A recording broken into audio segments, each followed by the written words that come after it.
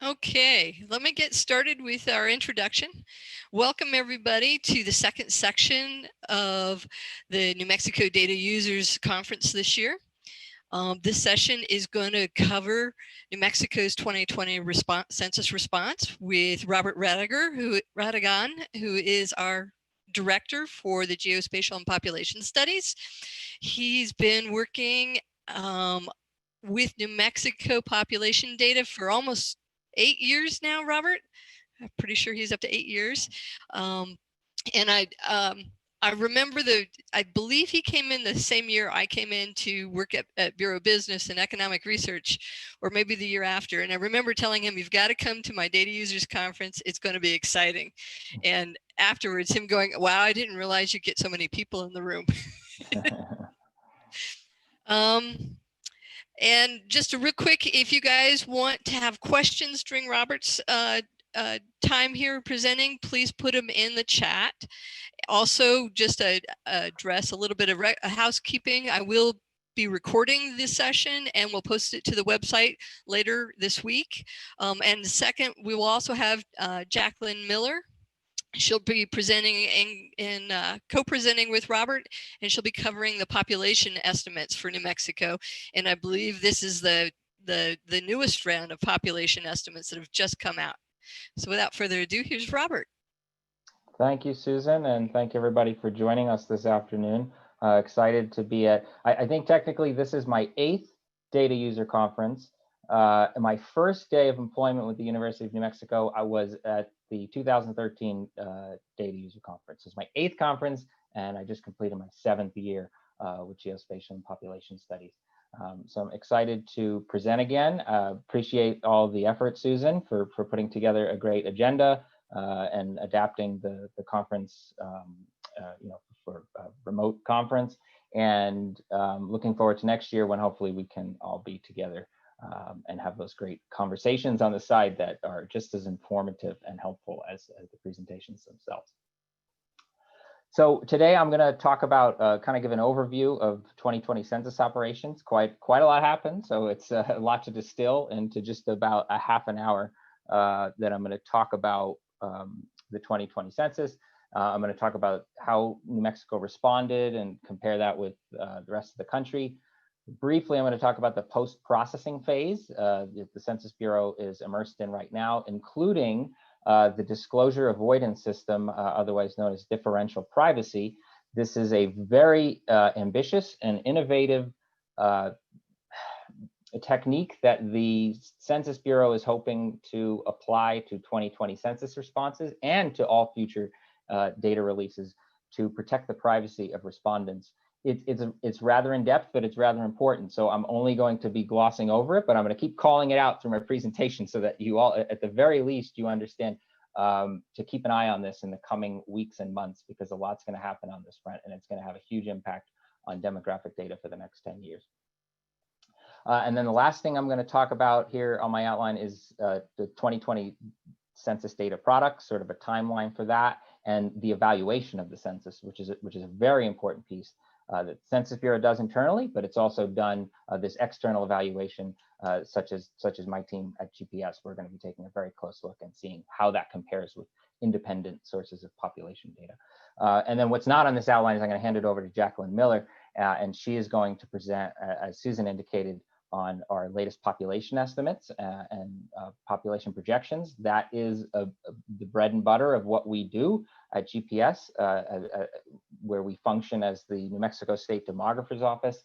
But the decennial count, and this is the 2020 census, is so important for getting estimates and projections right. It's sort of the ground truth that we only get an opportunity to conduct every 10 years. So it's critically important that we get a good count so that we can have good estimates for the next 10 years. So lead up to the 2020 census, there was a pretty good foundation. We had a very successful, by many measures, a successful count in 2010. There was some very smart planning and innovations that were going to keep costs down while improving the accuracy of the census. And very notable for this decade was there was a huge investment from state, local tribal partners, nonprofit community, the business community. It seems that in this decade, there was a much better realization of just how much is at stake and why it's in every community's best interest to motivate response and ensure a complete count. And then you'll see there on the right, I have the I Count New Mexico logo. That is the State Complete Count Commission campaign that the governor convened and the legislature funded. I'm going to talk a little bit about that in a later slide. And then, of course, as there are in every census, there were a few big challenges. This is a huge operation that the largest peacetime operation that the federal government conducts. So there's always some big challenges. And for this one, there was insufficient mid-decade funding. So, you know, in like 2015, 2016, the Census Bureau didn't have adequate funding to test the innovations that they developed. And so they developed these great innovations, and then they really weren't tested until they hit the field in 2020. And in some cases, some of these innovations are still being implemented now. There's always challenges with the master address file. So a census is really, the quality of a census is constrained by the accuracy of the address list. If the Census Bureau doesn't know where to go looking for people, doesn't know where those households are, then it's very hard, if not impossible, to have an accurate census. There's always challenges with a timely and accurate master address file, and this census was no exception.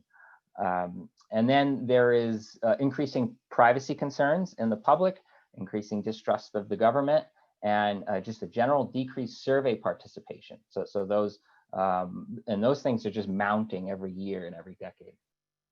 And then finally, one of the big challenges was the proposed citizenship question, which was ultimately struck down by the Supreme Court and was not included, but it did create, it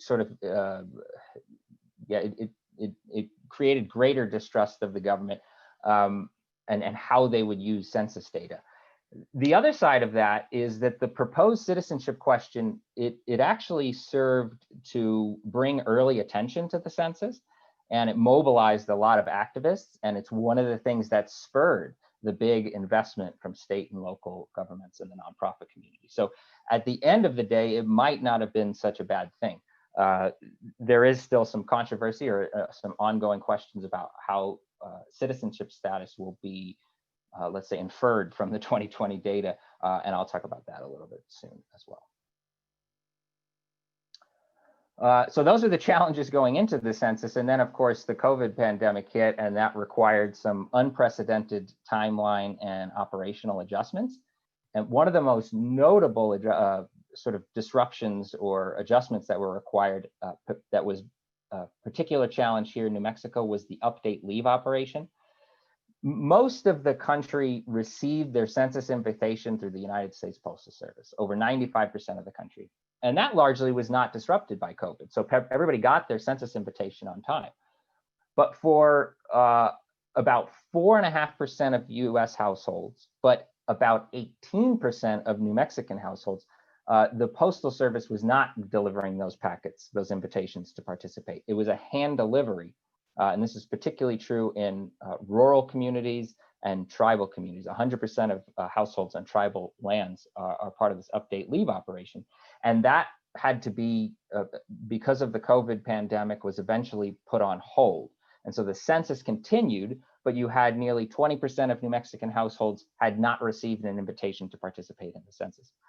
Invitation was not required to participate in the census, but it is certainly, for many reasons, better if one does have that invitation, particularly because there's a unique identifier that is tied to that household that ensures that the household is counted in the right place. Some of the other key disruptions because of COVID was the displacement of populations, college towns being a big one. So the count was supposed to be where you live and sleep most of the time, but you had college students who were displaced in mid-March, went back to their parents' homes or somewhere else other than their college town. And when they did, they should have technically completed the census back in their where they would have been had there not been a pandemic. Very confusing. You're talking about a demographic that doesn't participate in the census at a very high rate to begin with, and then you add a complicating factor and it could result in some pretty depressed undercounts in some college communities. This is still an issue that the Census Bureau is trying to figure out in the post-processing phase that they're in right now. You also had people migrating out of dense cities that had high COVID infection rates, like New York City. If people had the means and someplace else to go, they were packing up and leaving. Maybe that move was temporary, maybe that was permanent, but the general public was not referring to the residence rules to figure out where they should or shouldn't be counted. So there's definitely, whether or not it's a complete count, not everybody will necessarily get counted where they should have been or where they would have been had the pandemic not hit. And then you always have these transient populations, snowbirds who might have moved to their alternative address at a different time than they normally would have. You have a homeless population. You had a population that may have become homeless because of the pandemic. Very difficult to count. And then you also have, not related to COVID, but there, hurricanes in Louisiana, wildfires out west. Natural disasters are a part of any census, and there is a playbook for that. But these problems were exacerbated when they were coupled with the COVID pandemic. And then you just have, because of the pandemic, you had a diminished national interest and media coverage on the census when it was at its peak, like right around April 1st, Census Day, that reference day for counting everybody. The pandemic was at its peak, so it just wasn't getting the coverage that it normally would have. There was a great deal of confusion and uncertainty about operations and even within the Census Bureau. So, the headquarters in DC would be putting out talking points or guidance on the census, and folks that work for the Census Bureau, say in the out of the Denver regional office that served New Mexico, they were getting that information the same time we were, and maybe the talking points they were getting out of the regional office weren't aligned with the talking points they were getting out of headquarters. So just a great deal of confusion.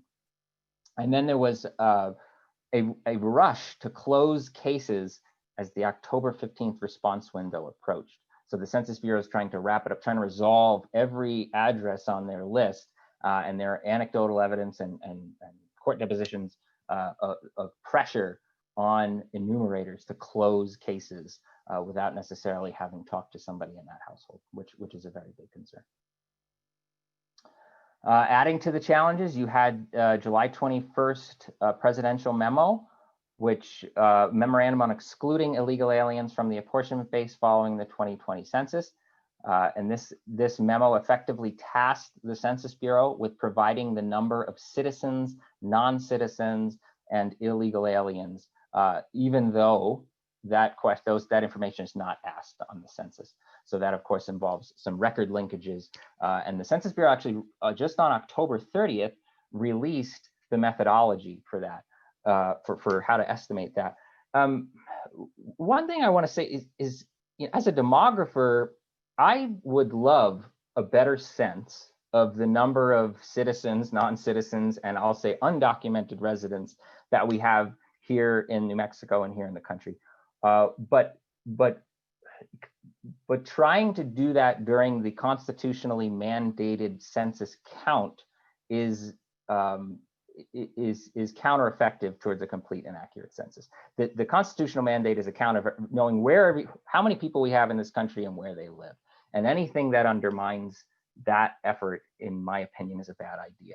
So while I, in principle, support the idea of trying to get a better sense on citizens, non-citizens, and undocumented, the way this administration has gone about it and politicized it within the census is very unfortunate. I think it's going to create or add to the inaccuracy of this census. One thing about that memo, now I'm not a lawyer, but if we look at the memo and then we refer to the US Constitution, particularly Amendment 14, Section 2, pretty clear that it says here, as quoted, representatives shall be apportioned among the several states according to their respective numbers, counting the whole number of persons in each state. This, to me, the memo pretty clearly violates this amendment to the Constitution, and 3 federal courts have agreed with that. All were 3-judge panels. So basically we have 9 judges appointed by various presidents who have struck down this directive. One of those panels struck it down as unconstitutional. 2 others struck it down on other grounds. And the Supreme Court of the United States is going to hear oral arguments about this memo on November 30th, and they will hopefully rule very quickly. If they don't rule, if SCOTUS decide, or they take their time in ruling, then the lower court decision will stand, and the Bureau, whether or not they move forward with the methodology of estimating the citizen voting age population remains uncertain, but we know that it won't be applied as far as reapportionment of Congress is concerned. That's the first big concern. Of course, if the Supreme Court strikes down a directive, but the Census Bureau moves forward with the methodology, then certain states, or any state, could, if they want, decide to do their own state level redistricting on the basis of citizen voting age population rather than total population. So for that reason, I suspect that a Biden administration will pull the rug out from under that operation, and we're not going to see those numbers anytime soon. Last point on the politicization of the census is just in the last few months, the Census Bureau has appointed the Trump administration has appointed 4 new people to the Census Bureau. This is quite common. There's nothing unusual about a president appointing people to federal agencies, but the positions that were created, so the Census Bureau has a history of having 1 deputy director position. That person is effectively the chief operating officer, and they have always been a career Census Bureau employee. 2 new deputy director positions were created recently, a deputy director for policy and a deputy director for data. And those folks are not career people, and their role within the Census Bureau remains unclear. And that's what concerns so many advocates for a fair and accurate census and an apolitical Census Bureau. So jumping to response rates. And I put that self-response rate in quotes because that is a very specific measure that the Census Bureau defines. And there's different ways to measure response rates. I'm going to touch on this a little bit shortly here. But the self-response rate for the nation was 67%, so about 2/3 of households. New Mexico, it was a bit lower at 58.7%. And I see that my red circle is supposed to be around New Mexico, so that has moved. I don't know, I'm not quite sure why that is. But New Mexico ranked 48th out of 51 states, or 52 if we include DC and Puerto Rico. I am looking forward to some new measures being released by the Census Bureau, because this self-response rate that they sort of promoted throughout the response window uses a very specific denominator for, the numerator for the rate is the number of households that have responded. The denominator is the number of the number of addresses on the Census Bureau's list. So there were about 1,040,000 households, or let me correct that, 1,040,000 addresses on the Census Bureau's enumeration list for New Mexico. But we know from the Census Bureau's own housing unit estimates that there are only about 950,000 housing units in New Mexico. And only about 775,000 of those housing units are occupied. The difference between the 950,000 known housing units and the 1,040,000 is because the Census Bureau is trying to improve their address list. And if they have any doubt as to whether an address is a duplicate or may exist elsewhere in their records, there's just a new address that, maybe it's new construction or something that had previously been missed in past censuses, they want to make sure they count those. So I totally understand and respect why that number is a fair bit higher than the actual number of housing units. But at the same time, it does serve to deflate the self-response rate and make the self-response rate look lower than it is. So we know that about 610,000 households in New Mexico responded to the census. And we know that there's about 775,000 occupied housing units. So that means about 75%, about 3 in 4 households in New Mexico did respond to their census, which looks a lot better than the 58.7%, right? Now, the question is, of course, how does that compare with the national average? I suspect once we have that data, New Mexico will still remain near the bottom of this rankings in states, but we're not going to be as low as 48. I'm going to get we're going to be somewhere in the 40, in the low 40s once we have data on that, where we have a denominator that is based on occupied housing units, not just housing units that are on some list, and some of which, or a high number of which, may not actually exist. As far as New Mexico counties are concerned, there was quite a range. The highest self-response rate was in Los Alamos County. I'm looking here. Oh, sorry about that. I can't highlight things as I go here, but Los Alamos County, which was the 7th highest responding county in the nation. And then on the other end of that is Catron County, so which had a response rate of 19.6%.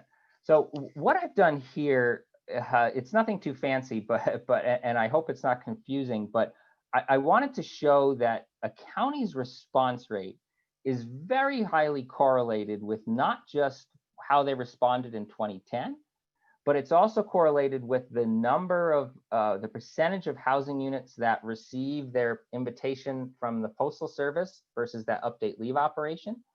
And it's also a function of the occupancy of the occupancy vacancy rate of the county.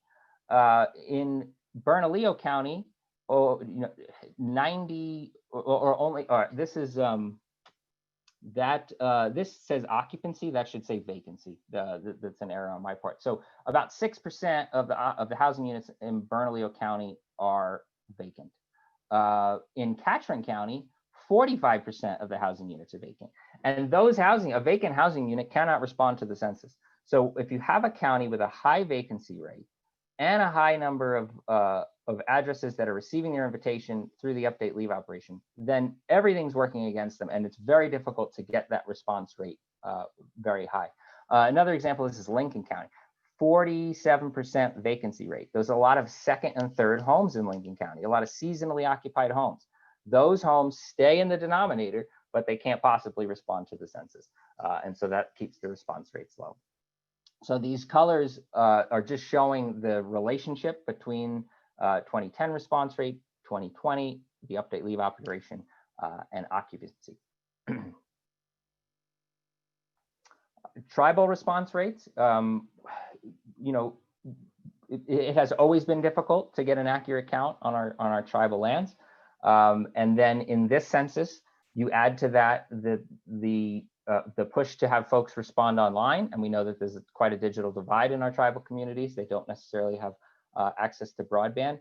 And then the COVID pandemic, which disproportionately impacted our tribal communities, made this very much an uphill battle to get a complete count of our tribal communities. Having said that, some of the tribes performed rather well. I believe Jemez led the way at 64.5%. And on the lower end was the Navajo Nation at 22.5%. But those Navajo Nation is much more challenging to count compared with the relatively dense Pueblo communities. And there's just such vast land, where very difficult to have an accurate and timely address list going into the count of Navajo Nation. We do know that, for what it's worth, that the New Mexico portion of Navajo Nation responded slightly better than the Arizona and Utah portions. And I am certain that that is a result of the efforts made here in New Mexico and the investment that was made here in New Mexico to get a complete count. And I will also point out that some of the tribes, I'm not going to give any particular instances, but some of the tribes take rightful issue with some of these numbers. Some of the smaller tribes are on the record saying that they're, they were aware of which households in their community had responded and hadn't, and nowhere that did not anywhere near match the rates that were being put out. So, and I think a lot of that has to do with the accuracy and quality of those address lists going into the count. And just briefly on how our cities responded. So over here on the left, Higher response rates were seen in almost all of our larger cities. So Albuquerque over here in 5th, Santa Fe in 8th, Rio Rancho over here in 3rd place, Roswell, Farmington, all of our mid to large size cities had higher response rates. Lower response rates were seen in small cities and rural counties and in places with high seasonal occupancy. So if we look at Taos Ski Valley, most of those houses are not occupied year round, but they remain on the Census Bureau's list, even though they're vacant, and that keeps that response rate really low. Okay, briefly on the total enumeration rate. So this is a new statistic that the Census Bureau, I can't say with certainty they didn't publish this in 2010, but they certainly didn't promote it the way they did in 2020. And it wasn't a statistic that was available until very near the end of the response window. So I think they started publishing these total enumeration rates sometime in September.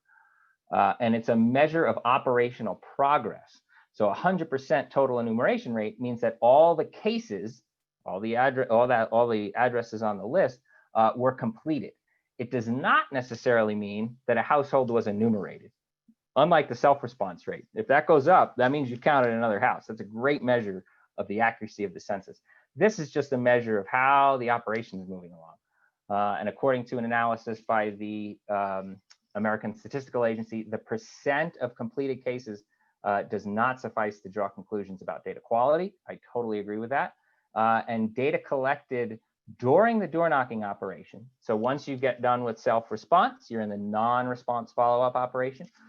We know that those responses are less reliable than self-responses and require more information to evaluate accuracy. So we're hoping that the Census Bureau is transparent and starts putting out some more data that can help us evaluate how accurate that non-response follow-up operation was, as well as some other operations that help complete the count. So this is just showing these tables that I cut from the Census Bureau's response rate website, just showing that all the states are now at 99.9%, including New Mexico. The only state that didn't reach 99.9% was Louisiana, and that was largely due to a hurricane that came in, was it September or October? Okay, there's so much I wish I could say about the incredible work that was done by Governor Lujan Grisham's Complete Count Commission.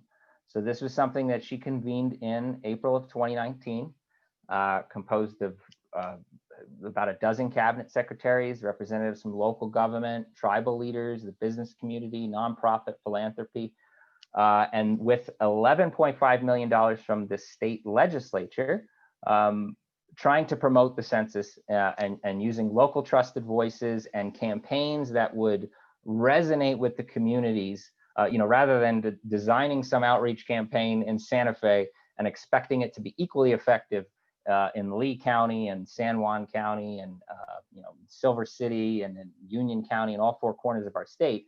Most of those funds, or the bulk of those funds, was allocated down to our 33 counties where they could create their own unique campaign. And the state commission and the iCount New Mexico campaign was there to provide ideas and resources and kind of figure out what's working in one county and how do we apply it in the next county. And we did have 33 of 33 counties agreed to enter into an intergovernmental grant agreement and create their own local complete count committee. I think Paige Best from the New Mexico Department of Finance, she was one of the iCount New Mexico coordinators. I don't think we would have gotten 33 counties to agree to take these funds and promote the census if it's not for all the hard work and dedication of Paige Best and so many other people who were part of this campaign and made it a success.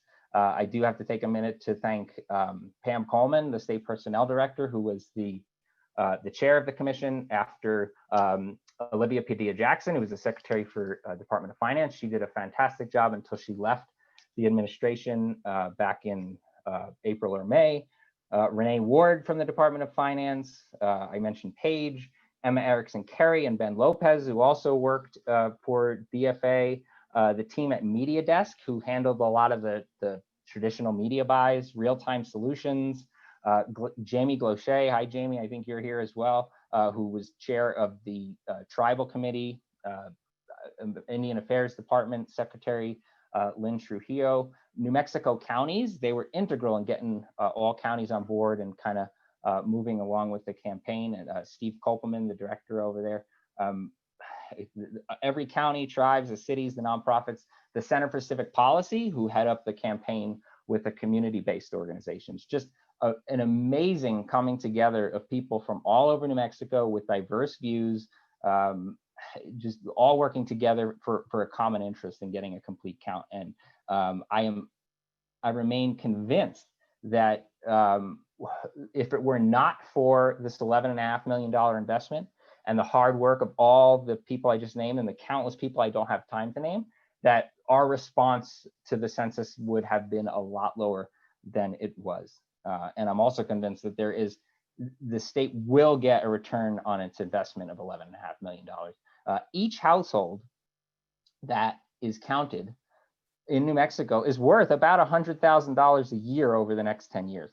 So it only takes about 120 households that we motivated to respond to get the return on investment there.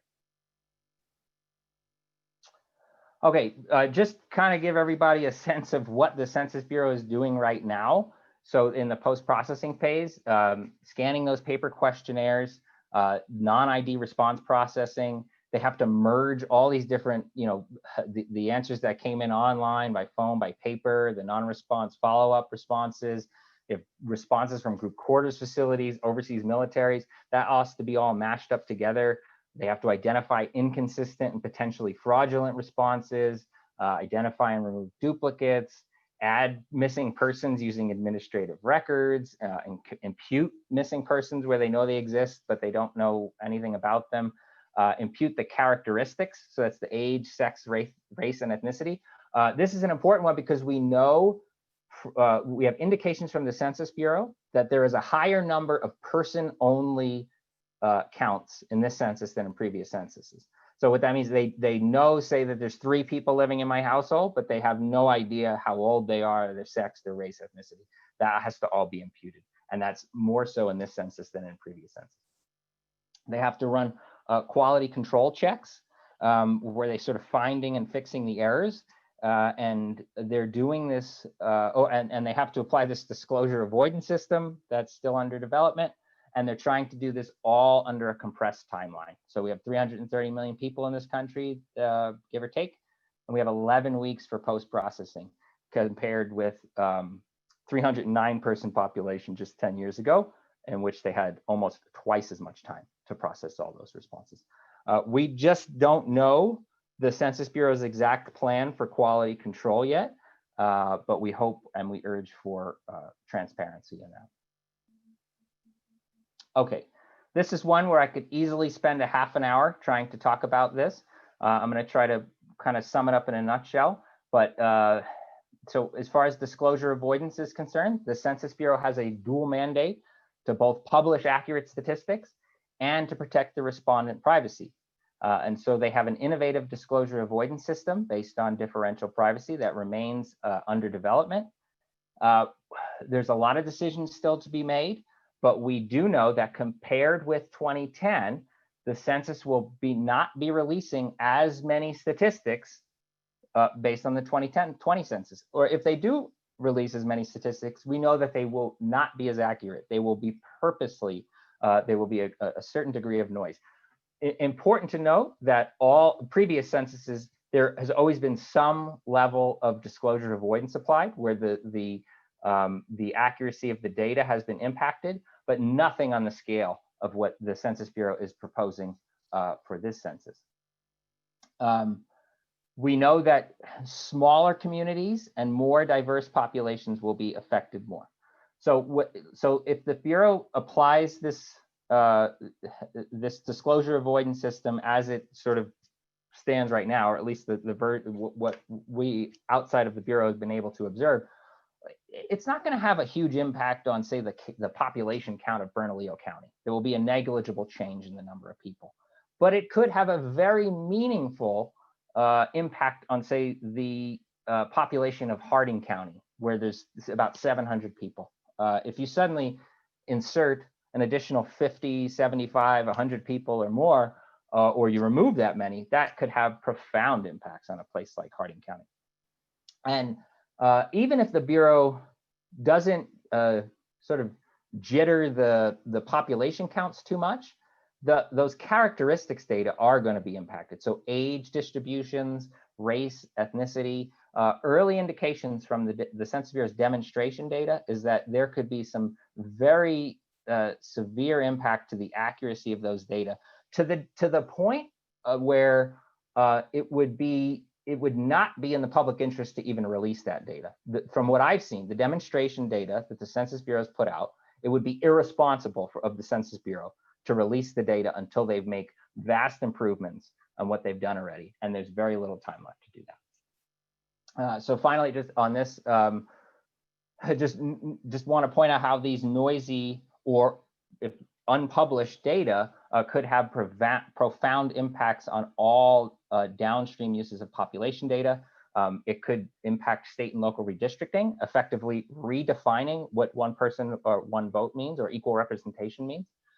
It could have a profound impact on the equitable distribution of tax dollars, both from the tax dollars we pay into the feds that get redistributed to states, but also state money that gets redistributed to counties and cities.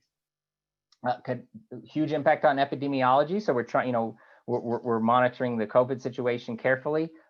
These population data serve as the denominators for these epidemiological rates or for COVID infection rates. If you start jittering those numbers, it's going to make it very difficult for us to get a good handle on what's going on and where we need to intervene and how we need to intervene and where we need to distribute vaccines. And that's just from COVID. It has all sorts of implications for public health. Emergency management, economic indicators such as per capita income, unemployment rates. You start jittering with population data, you're jittering with those indicators as well. And as well as social science research. And lastly, was very important for me, by inserting noise in the census data, it will make it very difficult, if not impossible, for folks like me and my team to effectively evaluate the data that the Census Bureau is publishing. Okay, I think this is my last slide, or second to last slide. 2020 census data products. December 31st is the statutory deadline for the Census Bureau to release state apportionment totals to the White House. And March 31st is the statutory deadline to release the redistricting files to state and local governments. Congress could extend these deadlines, or the Census Bureau may simply fail to meet these deadlines. It would not be the first time the Census Bureau or a federal agency failed to meet some deadline or another. There's just so much visibility around this, and there are indications that this White House really wants to finalize those state apportionment totals. So we don't know what's going to happen, but buckle up, because it's going to be an interesting next 6 weeks to see what happens with those state apportionment totals. And then there's other data products. What the Census Bureau will release and when is to be determined, largely because of that disclosure avoidance system. There's some key decisions that need to be made there, and then they'll know how much data that they, or what data sets they can produce without compromising the privacy of respondents.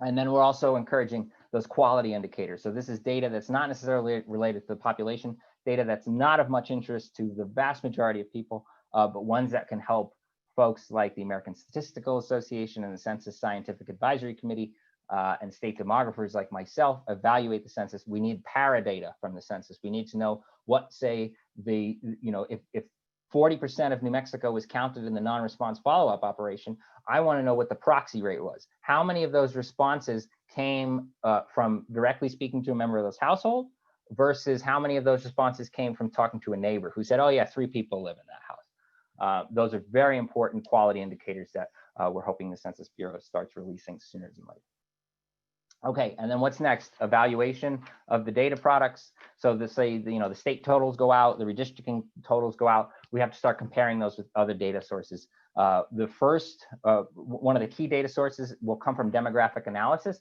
and that is in December. So next month, the Census Bureau is going to put out a total population for the U.S. That is based on the 2010 census, and then just adding births and subtracting deaths and calculating net international migration. They're basically going to be saying, here's what we think the population should be in 2020. And they're doing that independently of the count. We're looking forward to that. We're looking forward to the Census Bureau to release their own 2020 estimates. We're not sure they're going to do that, or how they're going to do that, or how they're going to modify it from what they normally do. Usually every December, they produce state estimates. This year's a little bit different. And then we're going to compare those against, say, our independently created estimates, like what Jacqueline's going to talk about in a minute here. And then the last big piece for evaluating is the post-enumeration survey, but we're not going to see that until 2022. The quality indicators, I talked about those briefly. We know that the Biden transmission, the Biden administration transition is going to have some effects on all of this. And wanted to mention the count question resolution. That's the program for a community to challenge the results of the census. It is severely limited in scope. And we are submitting comment and urging the Census Bureau to expand the scope of that operation as it is right now.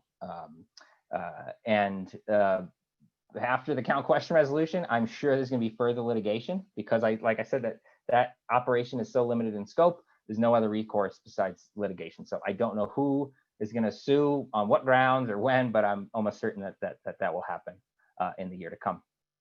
2030, the planning for that starts now. We're capturing kind of what went right, what went wrong, and start thinking about how to make a better census in 2030. And then finally, because I just skimmed the surface on some of this stuff, and some of this is a lot's going to unfold in the next weeks and months. The one place to go for the latest and greatest is to follow Hansi Luong from NPR on Twitter to stay informed of what's going on. So that's that. I think I went a little longer than I expected, so I'm not going to take any questions now. I'll throw it over to Jacqueline, and we'll take questions after that. Thank you. Yes, and I'll review the questions with you after Jacqueline's presentation here.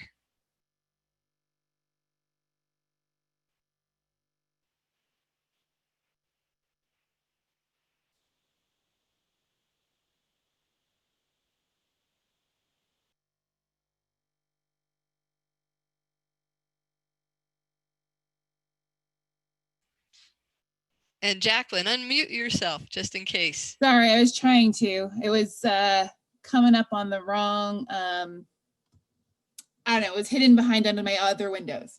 You're good. So, all right, so I am Jacqueline Miller, and I am the senior research scientist at UNM's Geospatial and Population Studies, as I think was already mentioned. I'm going to talk about the population estimates and also projections today for the state of New Mexico. For each, I'll give some background on why we do this and the methodology, and then I'll share some actual numbers, which is what people are actually interested in, to discuss sort of the state's trends currently and what we expect for the future.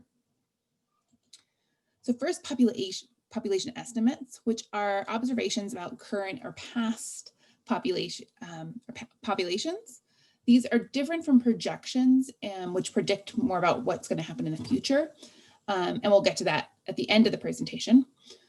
Estimates are far less expensive than doing a census. As Robert already talked about, censuses are extremely expensive, beyond even the cost to the country. The state has also spent a lot of money just to make sure that we had a good count. But estimates use existing data sources to make inferences about population change. And I'll talk about what data sources we use in a little bit. But there are several methods for calculating estimates, with each of them having known biases. So we're able to sort of adjust or account for that as we go. The state does, so we do estimates for the state, the census does estimates, and then different local agencies or private sectors can do estimates as well. And the focus typically is on populations or geographies that are of interest to those groups. So it varies depending on what the needs are. So as I just mentioned, the census does produce their own estimates. So why do we produce separate estimates for New Mexico? The census is required to use the same methodology across all states. So they cannot use data sources that differ from state to state, such as school enrollment data. You can imagine how cumbersome that would be when all states do school enrollment data a bit differently and use different geographies.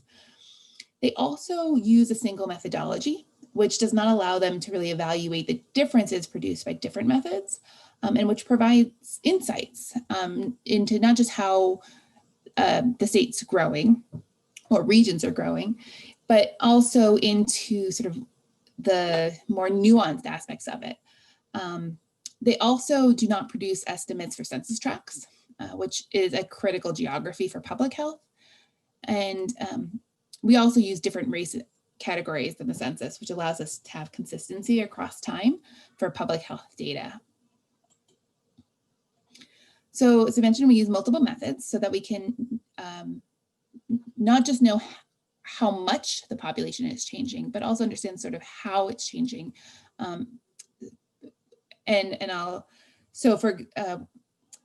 think I have an example of that in a few slides, but we can also minimize the bias from any given method by using multiple methods. We evaluate and use each of these data inputs as part of our analysis. So each provides different insights on how the population is growing. So for example, increases in Medicare enrollment may reflect an aging baby boomer population, right? They're becoming older each year, as most of us do, but might also suggest that seniors are retiring in New Mexico. Conversely, changes in school enrollment data show how our young population is changing. So to conduct the estimates, we start with using the aforementioned inputs to calculate a state total. We then calculate county totals using the county level data and rake them to the state total so that they are consistent. That just means that we're adjusting them to make sure that the county totals all sum to the same as the state total. We then proportionally distribute the county data to tracts. To tract level, we don't have as much good data for tract level, so we have to use, we do take into consideration where more growth has happened through things like building permits, but we also have to look at previous years to sort of provide consistency in what those trends were. We then calculate the characteristics across the geographies. And this is sort of one of the more difficult pieces, because between the tracts, age groups, race, ethnicity, and sex, we have a total of nearly 300,000 records. So there are a lot of pieces here, and they all need to line up and add up accordingly. And then these values need to be evaluated to make sure that they make sense. Okay. So some caveats before we get into the actual estimates. Like with any analysis, there is a degree of uncertainty and error expected in the estimates. Generally speaking, error increases as the population gets smaller. So error is going to be greater at the tract level than at the county level, and greater at the county level than the state level. The decennial census is always the starting point for the estimates. So the further we get from the census, like 2019, the more error you might expect, the more room there is for error. However, there can also be error if we do not have a good census. So this is something that, even though New Mexico did a really good job getting out there and working together, there were a lot of factors that really compromised the census this year, as Robert already discussed. So that could be a concern for the next decade, and we're talking about ways that we could try to adjust or account for this error.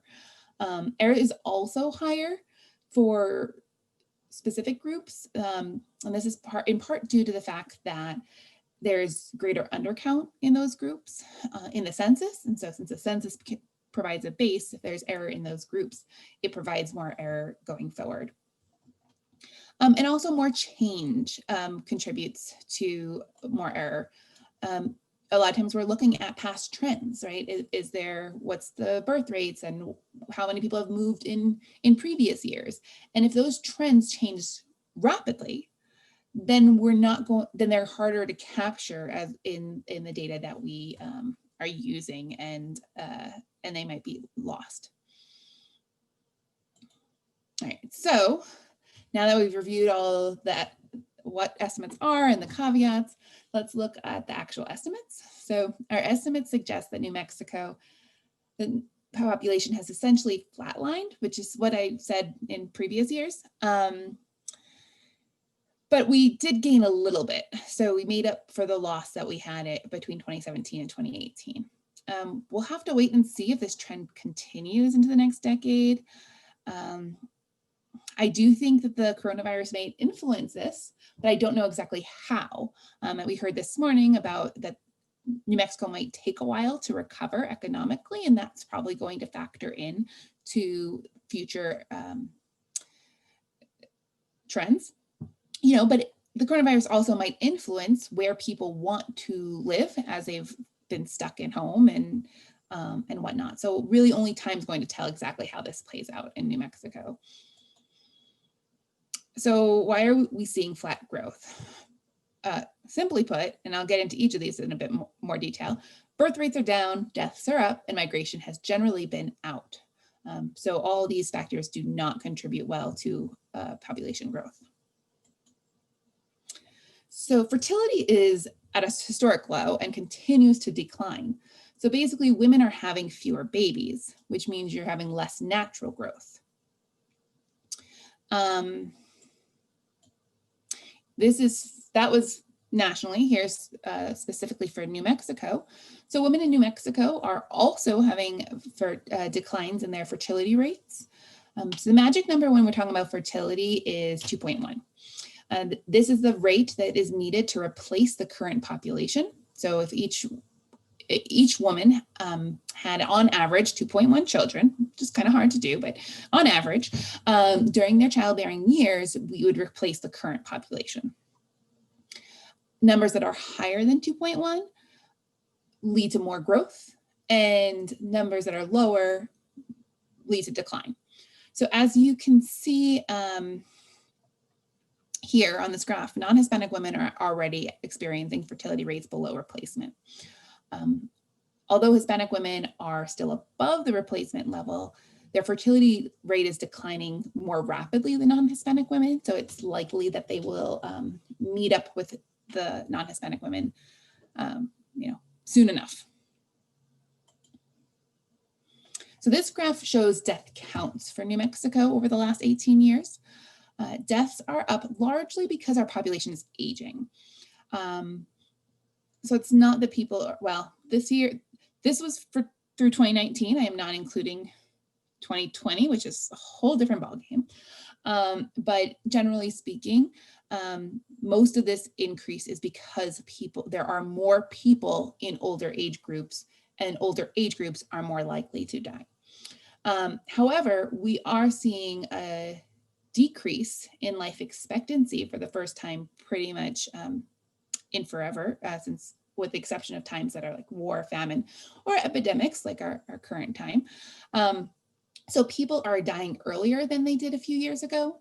And research shows that people are less likely to live longer if they are poor, get little exercise, lack health care, for example. So those might be factors that are contributing to that. Okay. So the bars in this graph represent the births and deaths in New Mexico over the last 2 decades. The red line is the difference between the two.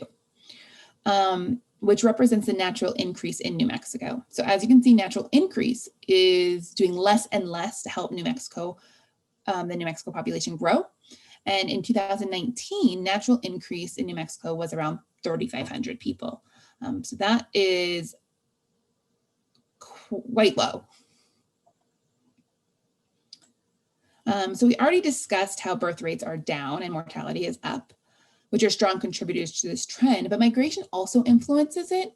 And we'll talk about migration in a second, but women are having fewer babies, but New Mexico's also over the last decade has lost people particularly in working age groups, which also happen to be women in childbearing age.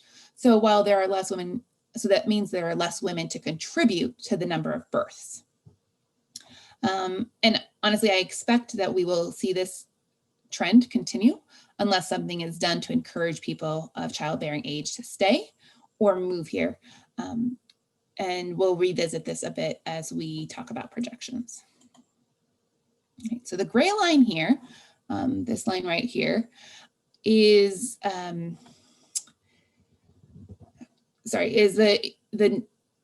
amount New Mexico's population would grow if there was no migration since 2010, and our population just changed based on deaths and births. So the population would actually be higher now, right here, than what we're actually observing, which means that people are moving out of New Mexico. And then here's showing another way. This is the approximate net migration from 2002 to 2018 or 2019. Sorry, I didn't change that. So this past decade, more people have been leaving New Mexico than coming in. And this is a big contrast with what we saw in the early 2000s. And as you can see, I think the last recession had a lot to do with that. It looks like some people might have moved in initially, maybe losing their jobs, returning home, but then the recovery in New Mexico was slower than in other states. So, people seem to have been moving out to do that, and we eventually started recovering, and now we have a pandemic. So, yeah. Of course, migration is not the same across the state, right? So there are counties, the counties on this chart are listed from the biggest counties on the left to the smallest county on the right, and then the state total. And so the bigger counties are seeing some growth over this decade. And again, apparently I don't know what year it is, but the data actually is the difference between 2010 and 2019. So the data is accurate. My titles are not.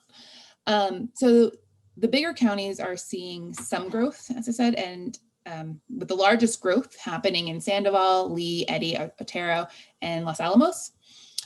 But like much of the country, actually, more of the rural countries are seeing large declines in their population.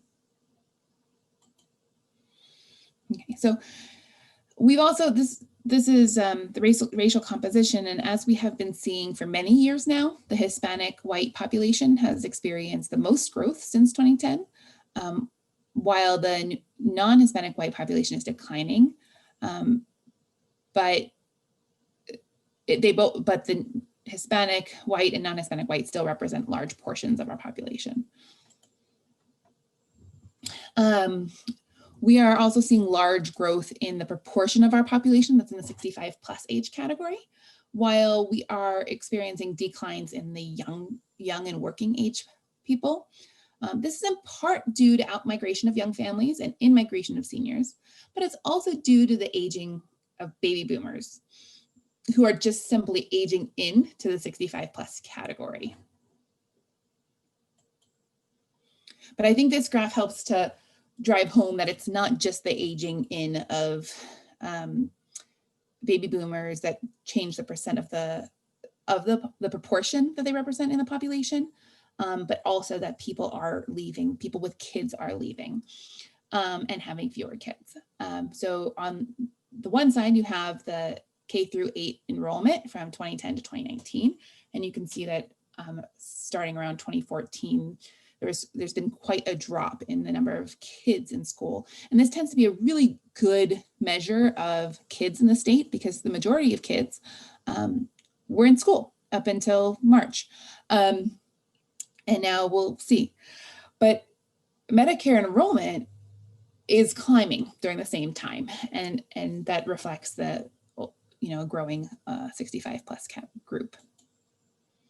All right, so now we're going to talk about the population projections and talk a little bit about what we expect for the future of New Mexico, with the caveat that I don't have a crystal ball and am doing my best to make decent assumptions, which I will share with all of you. So population projections depend on the same components as population estimates. We care about how many births happen, the starting population we have, how many deaths and migration that happens. But instead of looking at how many births and deaths have happened in the past year, for example, we must think about what we expect to happen in the future. As we discussed earlier, fertility is down, deaths are up, and migration is out. Are these trends likely to continue into the future? The other important factor is the age of your population. So if you have a young population, you're going to have more births than if you had the same number of people in your population, but that those people were more likely retirement age, you're not going to have as many births. So those are things to keep in mind. So this figure is a population pyramid, which is a visual representation of the age structure of New Mexico. So the shaded bars in here are, you have females on here and males here, and the shaded bars represent the 2010 population, whereas the dark borders represent the 2019 population. So you can see here, that we actually have a bit more people in childbearing age now compared to 2010 in here. We do have more people in the teenage years, but the fertility rate is pretty low there. Here it's a little bit higher, and there's a decent fertility rate. This is where the fertility rate's the highest. And you have decent fertility rates here too. So, so we actually have more people in these age groups, more women in these age groups now than we did in 2010. But we have fewer children because fertility rates have decreased compared to 2010. Fewer young people means fewer people having children, even if the number of children each woman changes. As these young people age, this is the part that matters for projection, as these young people age, we will have fewer and fewer people of childbearing age unless people move into the state. So here are some of the assumptions we were making for the projections that we ran. First, is a question of fertility. And so the assumption I made was that fertility will continue to decline for Hispanic women, bringing the overall state fertility rate down to the current rate for non-Hispanic women. And this is a trend we're seeing around the country for different ethnicities, that they're coming down towards that of white women, though for New Mexico, non-Hispanic women is all non-Hispanic women regardless of race. But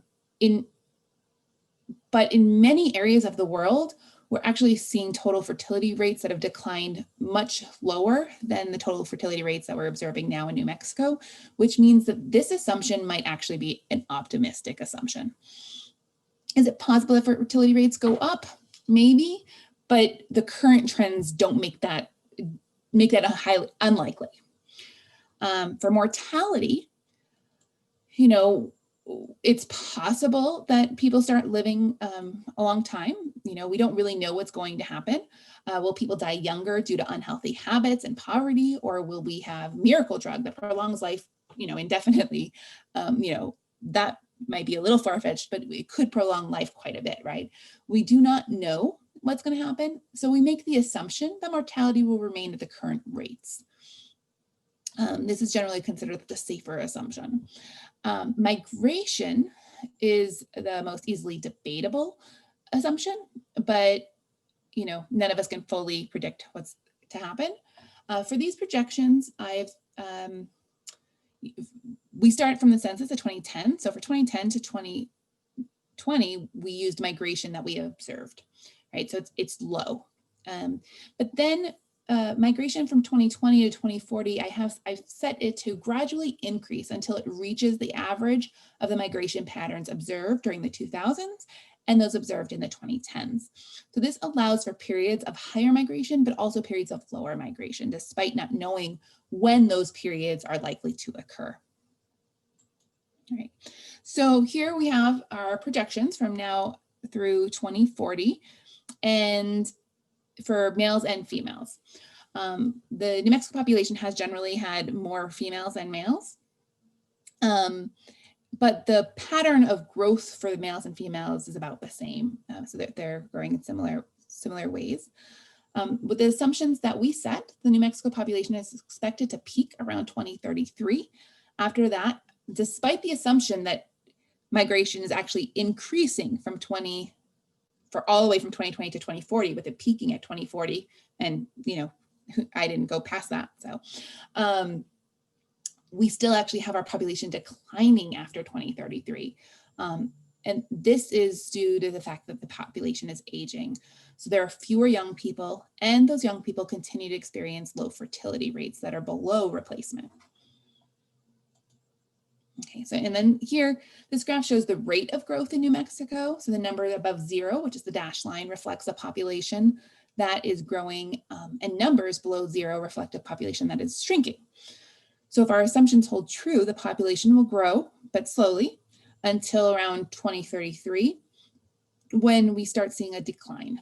And then this decline, likely doesn't come as much of a surprise, considering that there is decreasing mortality, low migration, or middle level migration, but also increased mortality in an aging population. This slide highlights the changing age of the population. So as you can see, our population is moving up, right? So again, the shaded area is 2010. The outline is 2040. So you have a lot more people at the top who are aging. And although much can change, and likely will, changes between now and 2040, if trends continue as they are, then the changing age structure becomes even more pronounced in 20 years than what we saw when we showed the population in 2019 versus 2010. With our population pyramid looking less like a pyramid and more like a mushroom by 2040. As you can see, the little mushroom here. Okay. So many things can change and may.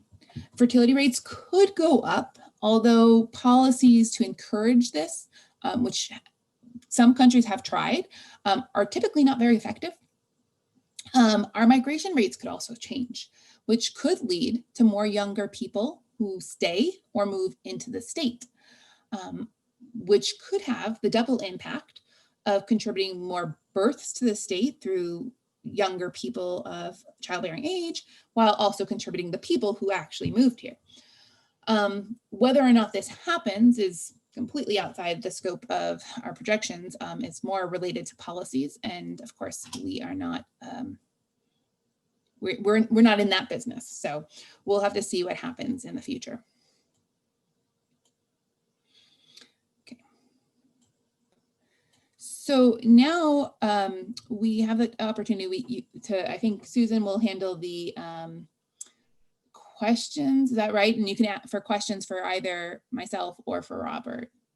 We can do both, although Robert's been answering your questions in the chat. Oh, fabulous. So does anybody have any direct questions here? Go ahead and unmute and ask. I think this would be a good time. And by the way, the one thing I really miss about being in person is both of you guys did a great job presenting, and you would have had great applause because the information is so vital to what we're doing right now. So Robert, while we wait for other people maybe to chime in, one of the things I've been curious about is maybe if the Census Bureau doesn't go away from enumerating people by household, they continue to do that, is there a way that we can encourage them, especially in areas where we have low counts and stuff, and maybe transitory housing, such as summer housing or something, they actually mail out to PO boxes instead of just the housing unit?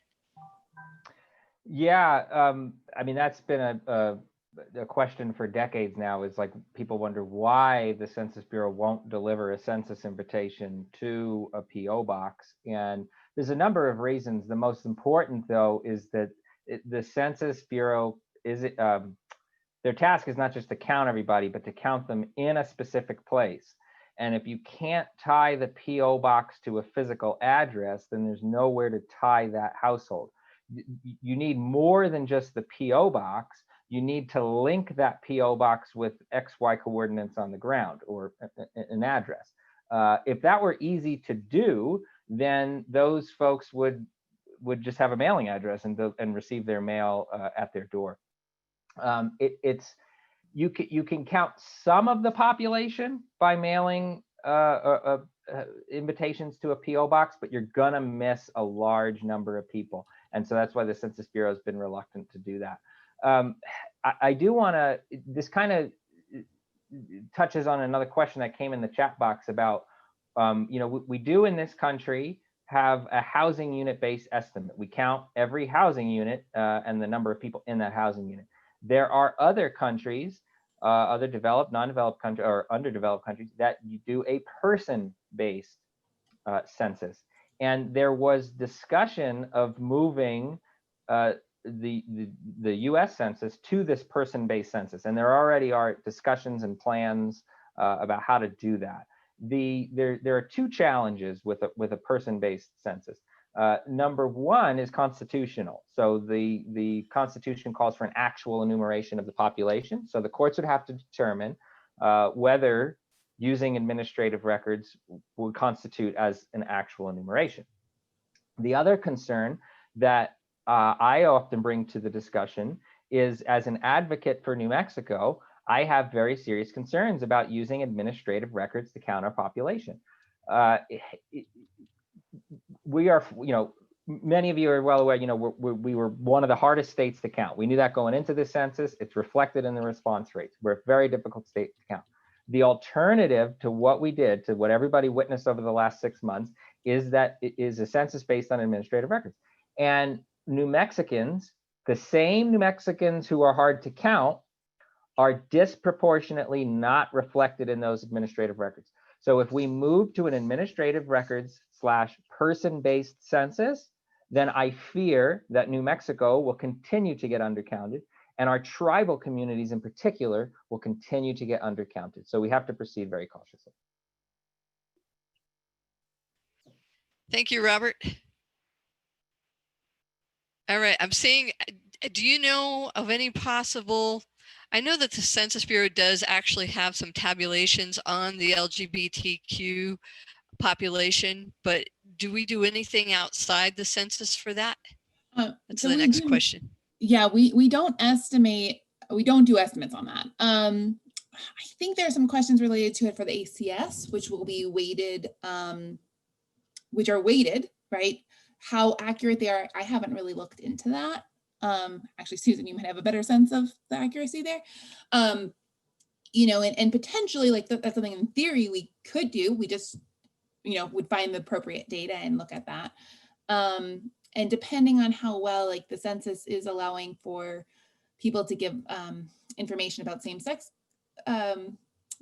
households, partnerships on the census this year, but that's really different than LGBT people. That's an issue of household, people who are in serious relationships, right? That's a partnership. That's very different than, people of all different ages, right? But we don't currently. I was actually typing out an answer to another question, so I'll just start answering the question rather than continuing to type. And it was a question from Justin, right? He asked about the data from the Great Recession showed the exodus of working age people, and whether or not the shutdown will have a similar migration pattern and recovery time.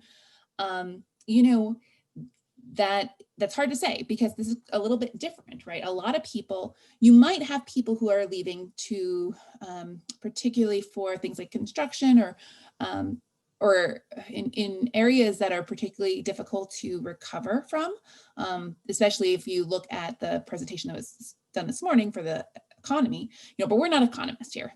But based on this morning's presentation, they're expecting a slow recovery, right? And so you might see some people leaving because New Mexico might have a slower recovery than other states, especially our neighboring states. But that might not be the case, right? Like, Texas is not shutting down as much, but they also are getting hit a lot harder by the coronavirus. So how their recovery will go, I don't know. In Colorado, those tend to be our big competitors for population. But then there's another piece that I've heard people talk about, and I don't know the extent to which there is actually evidence of this, but that so you have a group of people who have lost their jobs, and that's the fact that those are the people who could leave, right, for recovery purposes. But then you also have the people who are sitting in their spare bedroom, guest bedroom like me, giving a presentation and still working. And, do I need to be in New Mexico to do that? Does somebody need to be in San Francisco paying exorbitant rents to do that? And so the more people are allowed to move wherever they want and gain flexibility because of remote work, and if remote work continues to be embraced by these companies, then people might be able to leave and move where they want. And some people, I've read some articles that people speculate that perhaps New Mexico would be a desired destination for that, given our weather and outdoor resources and whatnot. Now, that's speculation. I don't know, maybe someone else would know, but I don't know that there's actually evidence of that happening yet. But I know that there is discussion that that's a possibility. So, would that offset people leaving for other jobs, or would it create an increased ability to have a recovery because now you have more people moving in who have the financial means to spend more money? I don't know. I'm sure there's more questions here, but I can't read and talk, so.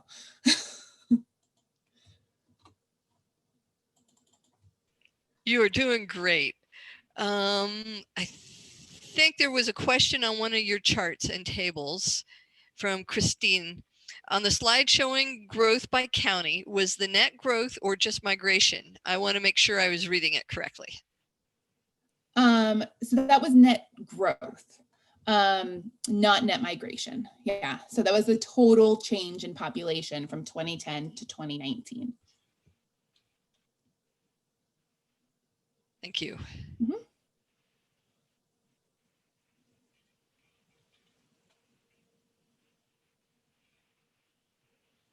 So I'm just going to answer a little bit, Scott. From my informal discussions with a couple of people that I made friends with who turned out to be enumerators and had the option to, two of them that I talked to, two different ones, where they were actually involved in the homeless shelter enumerations and the homeless places where they would go to parks and stuff during that period of time. It sounded like one, New Mexico had good weather during that period of time. Two, the number of shelters that the Census Bureau speakers went and visited was very representative of what we have. And three, that it sounded to me like most of the enumerators felt a good job was done counting the homeless people. Of course, we won't know until we actually see the numbers come out when the data is released. But for New Mexico on the QT, it sounds like we had a good time. I certainly heard from a few other states where that may not have been the case. Where they had enumerators who refused to go to locations to count the homeless, or they had bad weather that impacted the count of the homeless. And so there's a question that enumeration of the homeless nationwide may not be accurately nationwide, but in certain areas it was done really well, in other areas not as well. So we'll just have to wait and see on that.